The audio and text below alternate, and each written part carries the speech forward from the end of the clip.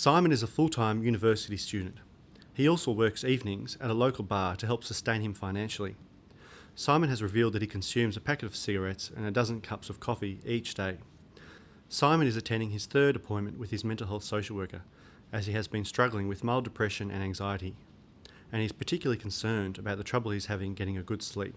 I've just been waking up just really annoying hours. Like I'll get to bed at about 12 and then I'll be up again at 2. Right, okay, that's annoying. Do you get back to sleep or is that it? No, it's the thing. I just start sitting there and just lying there and just like tossing and turning and just looking at the clock and seeing as it just keeps on getting later and I can't get to sleep. And it's just really annoying because I know I've got essays and like I've got uni to worry about and I just sit there worrying about stuff when I should be sleeping. Yeah, no, it's frustrating for sure.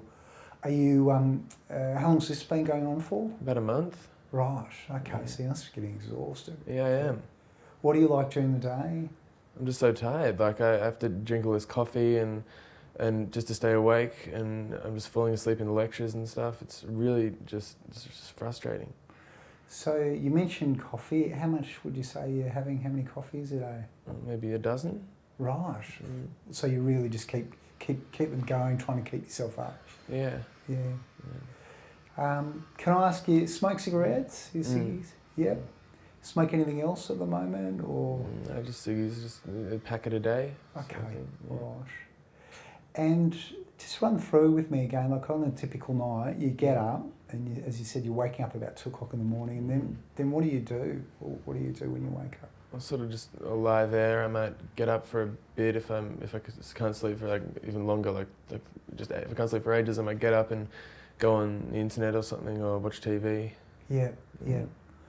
All right. Well, look, that sounds like it's got to really do something about this. It's obviously driving you a bit crazy.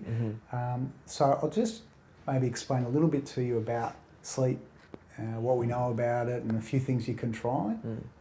So, I mean, as you know, usually, when your sleep is sleep-wake cycles working normally, you're up in the day and in the night, you have a good sleep. And there's actually some hormones that also cycle during that time. So during the day, there's a hormone called cortisol. That sort of makes you feel awake and strong. And in the evening, you have melatonin kicks up. All right, so there's sort of these 2 hormones cycling along during the day and night. Now, when you've got into a bit of a situation like you have over the last month, what happens is this cycle just gets completely out of whack. Yeah. So you're waking up and then you're getting a bit of a sleep late in the morning, and the other thing is, the coffee is also probably keeping you a bit awake in the night, because 12 coffees is really, that's going to keep you very wired, and it'll still be hanging around in your bloodstream when you go to get it. It's hard to stay awake. I do understand that. I mean, in some sense, you're in a bit of a cycle, so you're hitting the coffee during the day and then that's keeping you up at night. So you might even look like, bearing with it for a few days. I'm not suggesting you completely stop the coffee tomorrow, but maybe you could even just try halving it for a couple of days and halving it after that, so we could do it gradually. So, I mean, they're just some basic practical suggestions. The other thing that occurs to me is, I mean, you said you're getting up in the night and sometimes you'll get on the internet. A lot of young people do that, Facebook or Twitter or whatever they're mucking around on.